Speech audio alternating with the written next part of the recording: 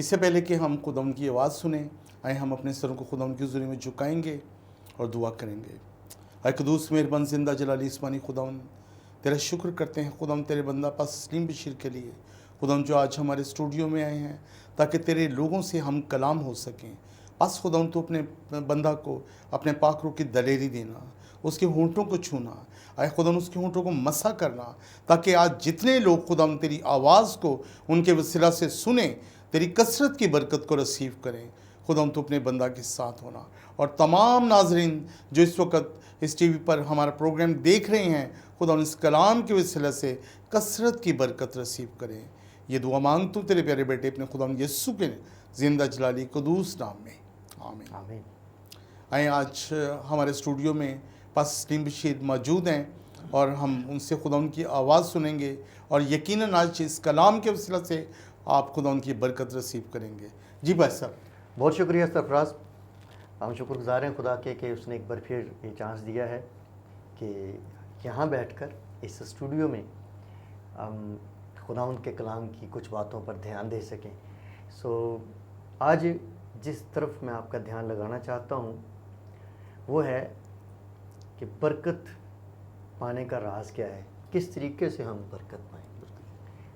میری امید ہے کہ بہت سارے بہن بھائی جو آج اس کلام کو سنیں گے، بہت سادہ سی باتیں ہیں، اور کوئی اس میں ایسی علمی باتیں نہیں ہیں جو مشکل الفاظ ہوں یا مشکل ٹرمنالوجی ہو۔ بالکل سمپل بات ہے کہ ہم نے دیکھنا ہے کہ کلام مقدس میں خدا نے اپنے لوگوں کو کس طرح سے برکت دی۔ وہی اگر اسی طرح سے ہم بھی خدا کے ساتھ چلیں تو ہم بھی برکت پا سکتے ہیں۔ تو آئیے ہم دیکھتے ہیں۔ میں سب سے پہلے شروع کروں گا بزرگ ابراہیم کی زندگی سے، کہ خدا نے ابراہیم کی زندگی میں جو برکتیں دیں وہ ہمیشہ یاد رکھی جائیں گی، اور ان کا نام ہمیشہ اس زمین پر لیا جائے گا۔ کیوں؟ کیونکہ ان کی نسل اس زمین پر پھیلی ہوئی ہے۔ آج دنیا کے 3 بڑے مذاہب ان کو اپنا جد امجد مانتے ہیں، ایمانداروں کا باپ مانتے ہیں۔ اس واسطے میں چاہوں گا کہ ہم دیکھیں کہ ابراہیم کو خدا نے برکت دی تو اس کے پیچھے کیا وجہ تھی۔ تو آئیے ہم بائبل مقدس میں سے دیکھتے ہیں۔ پیدائش کی کتاب کھولیں گے، پیدائش کی کتاب کا 12واں باب، اور اس کی پہلی آیت سے پڑھوں گا۔ لکھا ہے، اور خداوند نے ابرام سے کہا کہ تو اپنے وطن اور اپنے ناطے داروں کے بیچ سے اور اپنے باپ کے گھر سے نکل کر اس ملک میں جا جو میں تجھے دکھاؤں گا، اور میں تجھے ایک بڑی قوم بناؤں گا اور برکت دوں گا، اور تیرا نام سرفراز کروں گا، سو تو باعث سے برکت ہو۔ جو تجھے مبارک کہیں ان کو میں برکت دوں گا، اور جو تجھ پر لعنت کرے اس پر میں لعنت کروں گا، اور زمین کے سب قبیلے تیرے وسیلے سے برکت پائیں گے۔ یہاں پر خدا جو ہے وہ ابراہیم کو بلا رہا ہے، یہ کالنگ ہے۔ برکت دینے کے لیے خدا چاہتا تھا کہ ابراہیم کو بڑی برکت دے، اس کو بلا رہا ہے، اس کی کالنگ ہے۔ یہ مشورہ برکت دینے کا جو ہے وہ خدا نے اس کو خود دیا تھا۔ یہ چوائس کہ میں تجھے برکت دوں گا، میں قوموں کے لیے تجھے باعث سے برکت بناؤں گا، یہ خدا کی اپنی چوائس تھی، ابراہیم کی چوائس نہیں تھی۔ یہی ابراہیم جب برکت پاتا ہے تو یہ ہمارا بزرگ ابراہیم بن جاتا ہے، جو ساری قوموں کے لیے ایک بہت بڑی برکت ہے۔ اس لیے اس نے کہا تھا کہ تو باعث سے برکت بن، تو دوسروں کو لیے بھی برکت بن۔ یہ نہ صرف یہ کہ تجھے برکت ملے گی بلکہ تیرے وسیلے سے بہت ساری قومیں برکت پائیں گی۔ ہم دیکھیں کہ اگلی بات جو بڑی زبردست ہے، جس پر ہماری توجہ جاتی ہے، وہ یہ ہے کہ اس کو برکت ملی کیسے۔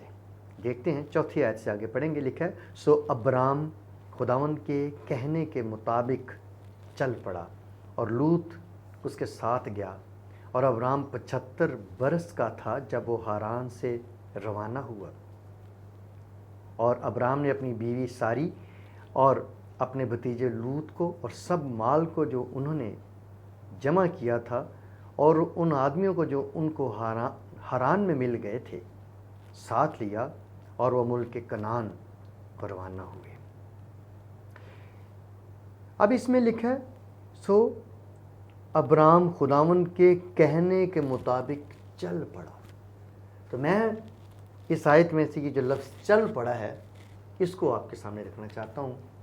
جب ہم خدا کے کہنے کے مطابق چل پڑیں تو کون سی چیز ہے جو ہماری برکت کو روکے گی؟ ہمارے بزرگ ابراہم کو اسی لیے برکت ملی تھی۔ یہ اور کے علاقے سے چلے تھے اور وہاں سے چلتے چلتے یہ پورا ابراہم کا جو فیملی تھی، جو پورا خاندان تھا، یہ حران میں آ کے بس گئے۔ حالانکہ انہوں نے آگے جانا تھا کنعان کی طرف جہاں پر ان کے لیے برکت تھی۔ سو ان کے بزرگوں نے، ان کے خاندان والوں نے یہ سمجھا کہ حران ہی اچھی جگہ، یہیں رہتے ہیں، پر خدا چاہتا تھا کہ اس خاندان کے ذریعے سے، ابراہم کے خاندان کے ذریعے سے اپنی برکتیں دنیا کو دے۔ اس لیے وہ کہتا ہے تجھے اس علاقے کو جو تمہارا کمفرٹ زون ہے، یہ ایسے ہی ہے جیسے آج کسی بہت ترقی یافتہ ملک میں بسنے والے شخص کو، کوئی یورپی ملک میں ہو، کوئی امریکہ میں بیٹھا اور اس کو خدا کہے کہ یہاں سے اٹھ، اپنا خاندان لے اور یا تو افریقہ چلا جا یا پاکستان آ جا، ٹھیک ہے۔ اور یہ ان کے لیے ایک بڑی ہی جو ہے وہ آزمائش کی بات ہوتی، خداوند تو ہمیں اوپر سے نیچے لے کے جا رہا ہے۔ تو ابراہم کے لیے جو تھا، اس کے خاندان، اس کی بیوی، اس کے ساتھی، یہ سارے لوگ ایسے تھے جنہوں نے خدا کی اس آواز کو قبول کیا تھا، اور نہ صرف قبول کیا تھا بلکہ کہنے کے مطابق چل پڑے۔ ابراہم چل پڑا، اس کے ساتھ اس کا قافلہ بھی چل پڑا۔ کمفرٹ زون سے نکلنا ایک بہت مشکل کام ہے، لیکن وہ نکل پڑا، اور رزلٹ کیا نکلا؟ خدا نے اسے برکت دی، اس کو ابرام سے ابراہم بنایا، اور 75 سال کی عمر تھی۔ عمر دیکھیں، اس عمر میں اگر کسی شخص کو خدا کہے کہ ہاں بھائی، تو آج کل کے دور میں تو ویسے ہی بندہ حیران ہو جائے گا، خدا میں اس عمر میں کہاں جاؤں گا؟ اور اس عمر میں کوئی اولاد نہیں ہے، بیوی بھانج ہے، اور خدا سے کہتا ہے میں تجھے بڑی قوم بناؤں گا۔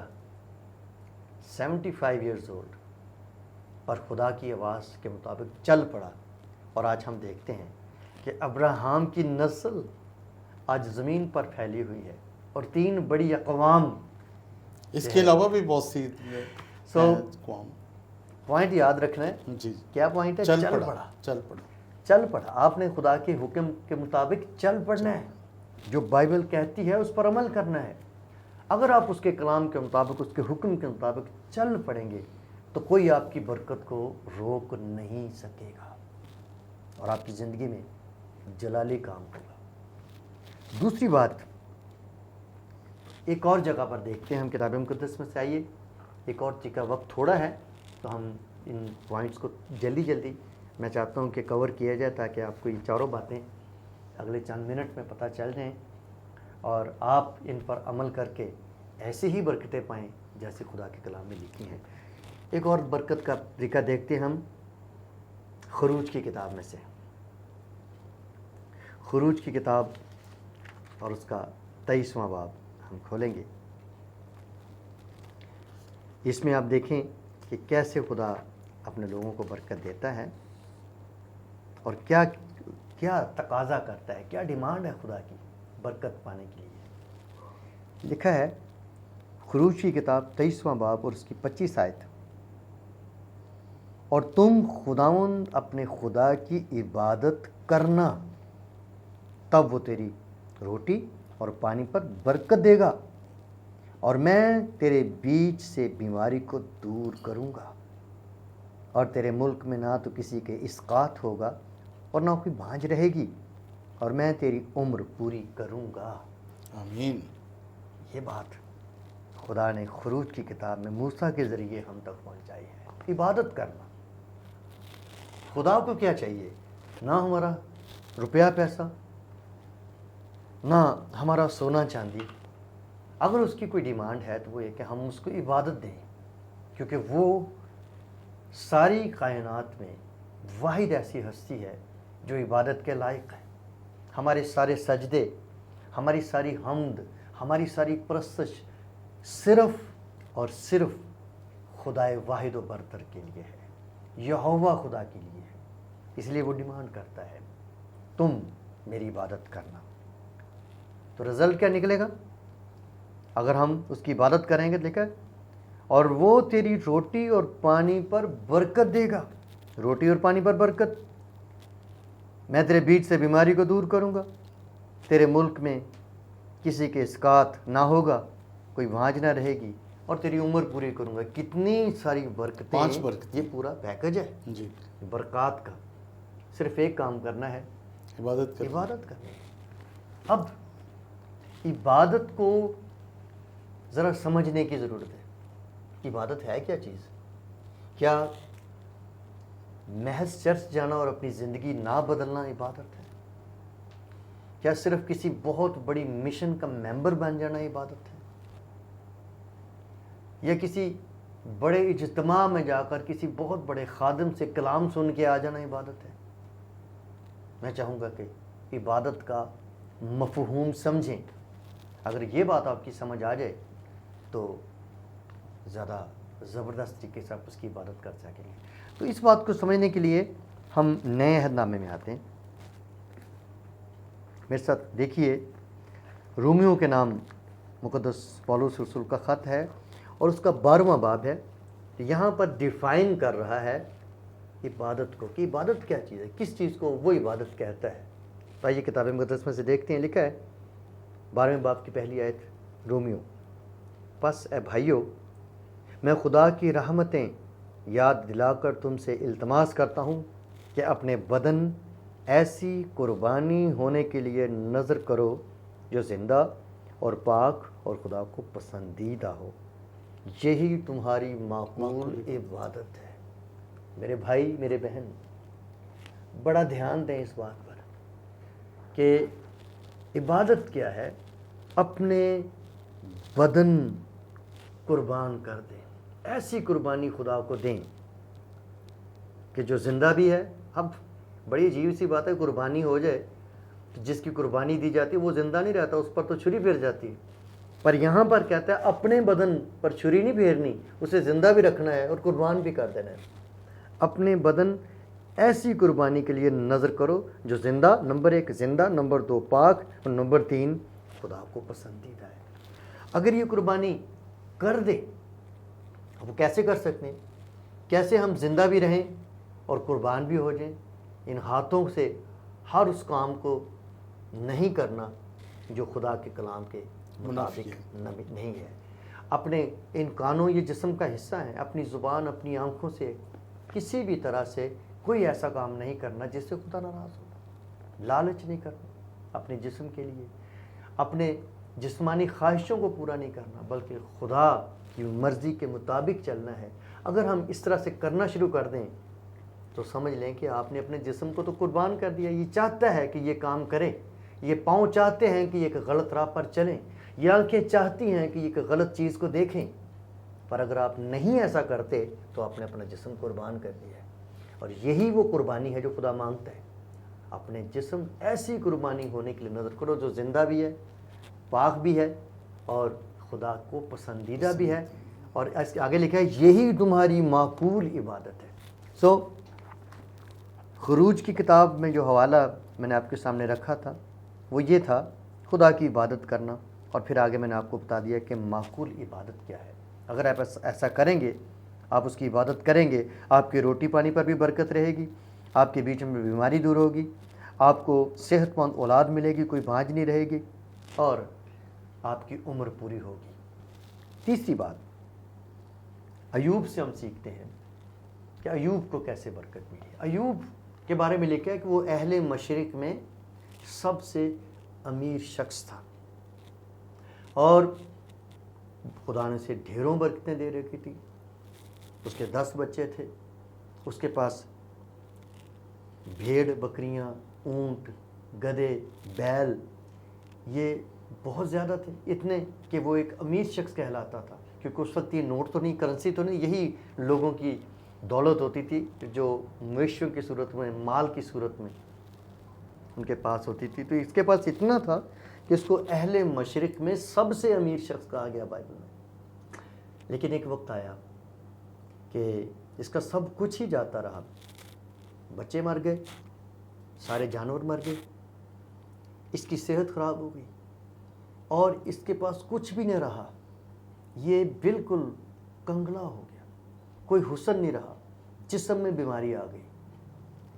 تو اس کی بیوی تو کہتی ہے کہ اب خدا کے خلاف کوئی بات کر دے، کوئی تکفیر کر دے تاکہ تیری جان چھوٹ جائے، وہ تجھ پر قہر نازل کر کے تجھے مار ڈالے، تاکہ جو روز روز کا تمہارا یہ مرنا ہے، یہ جو روز روز کی تکلیف اٹھانی ہے، ختم ہو جائے۔ پر ایوب نے بڑی زبردست بات کی، اس نے کہا کہ کیسی نادان عورتوں کی سی بات کرتی ہے کہ ہم خدا کے ہاتھ سے سکھ پائیں اور دکھ نہ پائیں، کیونکہ اس کو پتا تھا کہ میں نے اپنے ہوش میں کوئی ایسی غلطی نہیں کی کہ خدا مجھے اتنی بڑی سزا دے اور میرا اتنا کچھ جاتا رہے، یہ ضرور خدا ہی مجھے اس طرف لے کے جا رہا ہے، یقیناً خدا کی کوئی اس میں رضا ہوئی۔ اس کو پتہ نہیں تھا میرے ساتھ کیا ہو رہا ہے، کیوں ہو رہا ہے، پر وہ سمجھتا تھا خدا ایسا ہونے دے رہا ہے، یہی اس کی عقل مندی تھی۔ کئی دفعہ لوگ جب مصیبت میں پڑتے ہیں تو وہ دوسروں کو ٹرائی کرتے ہیں کہ چلو کسی اور، اگر تمہاری دعا کا جواب نہیں مل رہا تو ہم کوئی اور کام کریں، ہم ٹرائی کریں، ہمارا کون سا مذہب بدل جانا ہے، ہم رہیں گے تو کرسچن ہی، چلو ہم کوئی دوسرا طریقہ اختیار کر لیتے ہیں۔ ایوب نے ایسا نہیں کیا، ایوب خدا کے ساتھ وفادار رہا۔ اب دیکھیے کہ ایوب کے بارے میں لکھا ہے کہ اس نے ایک ایسا کام کیا کہ اس سے برکت پھر زبردست مل گئی۔ ایوب کی کتاب اس کا 42واں باب اور اس کی 10ویں آیت سے پڑھتا ہوں، سنیے میرے ساتھ۔ لکھا ہے، اور خداوند نے ایوب کی اسیری کو جب اس نے اپنے دوستوں کے لیے دعا کی بدل دیا۔ وہ دوست جو اس کو تانے دے رہے تھے، جو اسے پوچھ رہے تھے تم نے کیا کیا ہے، تم سے کیا غلطی ہوئی ہے کہ اتنی بڑی سزا پا رہے ہو، بدلے میں وہ اپنے دوستوں کے لیے کیا کرتا ہے؟ دعا کرتا ہے، خدا سے دعا کرتا ہے۔ اگر خدا اس سے ناراض ہوتا تو پھر اسے برکت کون دیتا؟ تو یہاں لکھا ہے اس نے دعا کی اور خداوند نے ایوب کو جتنا اس کے پاس پہلے تھا اس کا 2 چند دیا، یعنی جو کچھ اس کا کھو گیا تھا اس کو ڈبل مل گیا۔ ایوب کی اسیری کو بدل دیا، ایوب کے حالات کو بدل دیا۔ وجہ کیا تھی؟ اس نے دعا کی تھی اور اس نے ان برے حالات میں خدا کو نہیں چھوڑا تھا۔ میں سمجھتا ہوں کہ اپنے برے حالات میں، بدترین حالات میں بھی ہم خدا کے ساتھ جڑے رہیں، اور جڑے رہنے کا طریقہ دعا کرنا ہے، خدا کے کلام پر دھیان دینا ہے۔ اگر ایسا کریں تو پھر وہ میں 2 چند برکت دیتا ہے، ڈبل برکت دیتا ہے۔ جی، تب اس کے سب بھائی اور سب بہنیں اور اس کے سب اگلے جان پہچان اس کے پاس آئے اور اس کے گھر میں اس کے ساتھ کھانا کھایا اور اس پر نوحہ کیا، اور ان سب بلاؤں کے بارے میں جو خداوند نے اس پر نازل کی تھی اسے تسلی دی۔ ہر شخص نے اسے ایک سکہ بھی دیا اور ہر ایک نے سونے کی ایک بالی۔ یوں خداوند نے ایوب کے آخری ایام میں ابتدا کی نسبت زیادہ برکت بخشی، اور اس کے پاس 14,000 بھیڑ بکریاں، 7,000 مری تھیں، 14,000 ہو گئیں، اور 6,000 اونٹ اور 1,000 جوڑی بیل اور 1,000 گدھیاں ہو گئیں۔ اس کے 7 بیٹے اور 3 بیٹیاں بھی ہوئیں۔ ہم دیکھتے ہیں کہ ایوب کی زندگی میں برکتوں کا ایک بہت بڑا سلسلہ شروع ہو گیا۔ ایک ہی کام کیا، خدا کے ساتھ جڑا رہا۔ آپ بھی جڑے رہیں خدا کے ساتھ۔ پہلی بات تھی ابراہم خدا کے حکم کے مطابق چل پڑا۔ دوسری بات کیا تھی؟ ہم نے عبادت ایسی کرنی ہے جو خدا کی پسندیدہ ہو۔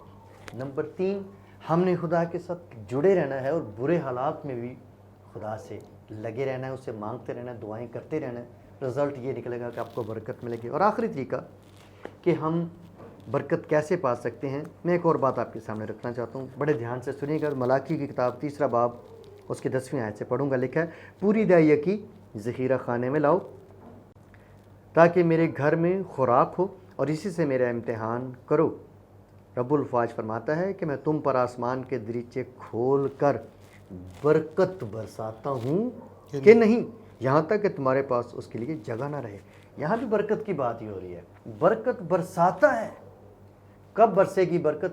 جب ہم اس کے حکم کے مطابق کام کریں گے۔ یہاں پر کیا حکم دے رہا ہے؟ پوری دائیکی خداوند کے گھر میں لاؤ، خداوند کے پاس لاؤ۔ ذخیرہ خانے سے مراد ہے جس چرچ کے آپ ممبر ہیں، جس پاسبان کے ساتھ آپ خدمت کرتے ہیں، جو پاسبان آپ کے ساتھ جڑا ہوا ہے، جس چرچ کے ساتھ آپ جڑے ہوئے ہیں، وہاں پر اپنی دائیکی لے کے جائیں تاکہ آپ کو برکت ملے، اور اتنی برکت کہ آسمان کے دریچے کھلیں اور آپ کے لیے کثرت کی برکت نازل ہو۔ دائیکی کیا چیز ہوتی ہے؟ آپ کی کمائی کا 10واں حصہ۔ اگر آپ 10,000 روپے کماتے ہیں، ان میں سے 9,000 آپ کے ہیں اور 1,000 دائیکی ہے جو خدا کے گھر میں جائے گی۔ اور آپ کو بتاؤں، اگر آپ یہ 10 میں سے 1,000 خدا کو دیتے ہیں تو خدا آپ کے باقی 9,000 میں زیادہ برکت ڈال دیتا ہے، اور آپ کی زندگی میں کوئی ٹینشنز نہیں آتی، پریشانیاں نہیں آتی، فائنینشیل پرابلم سے خدا آپ کو نکال دیتا ہے۔ تو اسی حساب سے آپ اپنی انکم کے مطابق جو بھی آپ کی دائیکی بنتی ہے اپنے چرچ میں لے جائیں، اپنے پاسبان کے پاس لے جائیں، اور ان کے ہاتھ میں دے کر کہیں میرے لیے دعا کریں تاکہ خدا میری مدد کرے اور میرے گھر کے سارے اخراجات پورے ہوں اور مجھے کسی قسم کی کوئی ٹینشن نہ ہو۔ آپ اس فارمولے پر چل کے دیکھیں، آپ کو برکت ملے گی۔ آج کے لیے اتنا ہی کافی ہے۔ میں نے آپ کو 4 اصول بتائے ہیں، 4 طریقے بتائے ہیں، آپ برکت پا سکتے ہیں۔ پہلا طریقہ یہ تھا کہ ابراہیم کی طرح خدا کے حکم کے مطابق چل پڑیں۔ نمبر 2، آپ نے عبادت کرنی ہے جو موسیٰ کی معرفت ہمیں حکم ملا ہے۔ نمبر 3، آپ نے ایوب سے یہ سبق سیکھنا ہے کہ چاہے حالات کیسے بھی ہوں، خدا کے ساتھ ہی جڑے رہنا ہے، کسی اور راستے پہ نہیں جانا، خدا سے دعا کرتے رہنا ہے، آپ کو برکت۔ اور چوتھا اور آخری طریقہ جو میں نے آپ کو بتایا آج کے لیے، اور بھی ہو سکتے ہیں لیکن یہ جو 4 اہم باتیں آپ کو بتائیں ان میں سے یہ چوتھی بات یہ ہے کہ آپ اپنی کمائی کا 10واں حصہ آپ خدا کی نظر کریں اور اس سے برکت لیں۔ یہ آپ کا ضائع نہیں جائے گا، یہ تو آپ بیج کی طرح بو رہے ہیں، اور وہ بھی خدا کی بادشاہی میں رہیں جہاں سے فصل اگے گی اور ہر صورت میں آپ کو برکت ملے گی۔ خداوند آپ کو برکت دے اور اس کلام پر عمل کرنے کی توفیق عطا فرمائے۔ میرے عزیزو، آج جو خداوند کا کلام آپ خداوند کے بندہ سے سن رہے تھے، برکت پانے کے مختلف 4 طریقے، اور یہ چاروں ہی طریقے زبردست ہیں، اپنی ذات میں علیحدہ علیحدہ ہیں، لیکن مقصد ان کا ایک ہی ہے اور وہ برکت پانا۔ تو میں چاہتا ہوں کہ آپ کے پورے طور سے خداوند کے کلام کو آپ نے سنا ہے، اگر آپ اس پر عمل کریں گے تو آپ دیکھیں گے آنے والے دنوں میں آپ کی زندگی میں، آپ کے گھر میں، آپ کے بچوں کی زندگی میں کثرت کی برکت آئے گی۔ خداوند آج کے کلام کے وسیلہ سے آپ کو کثرت کی برکت دے۔ God bless you.